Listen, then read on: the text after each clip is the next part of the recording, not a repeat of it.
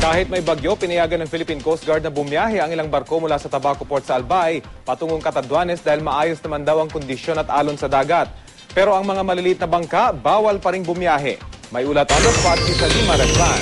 Salima?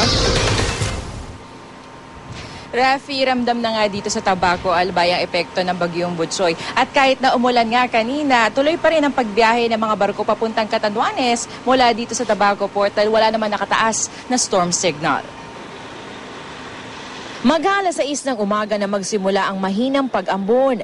Ito na ayon sa Pag-asa, ang epekto ni bagyong Butsoy. Pero mga pasahero at mga truck na biyaheng Catanduanes, pinayagan ng sumakay na barko para maglayag. Ayon kasi sa Coast Guard, base sa kanilang mga instrumento at obserbasyon, maayos pa rin ang kondisyon at pag-alon ng dagat. Kung may signal, hindi kami magpapabiyahe. Pero sa ngayon, wala na nga sa Eastern Samar yung nilabas ng bulletin ngayon ng Pag-asa. Kaya yung sa Matnog or alos may biyahe na dito sa buong Bicol. Ang mga pasahero, ikinatawang tuloy pa rin ang biyahe kahit na may bagyo. Malaking abala kasi kung masa-stranded sila.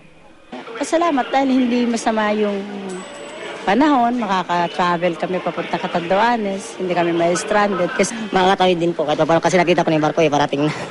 Gayunman, bawal pa rin ang paglalayag ng mga maliliit na bangka.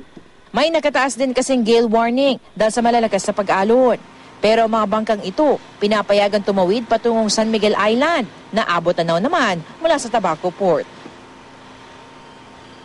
Rafi, tumigil na nga ang ulan pero nananatiling makulimlim ang panahon kaya tuloy pa rin ang mga biyahe patungong Catanduanes. Katunayan, anumang oras nga ngayon ay aalis na ang huling biyahe papunta doon. Samantala may mga pasahero namang stranded sa dalawang port dito sa Bicol Region. Simula kagabi, 16 na pasahero ang stranded sa Pasacao Port sa Camarines Sur. 25 naman ang stranded sa Bulan Port sa Sorsogon.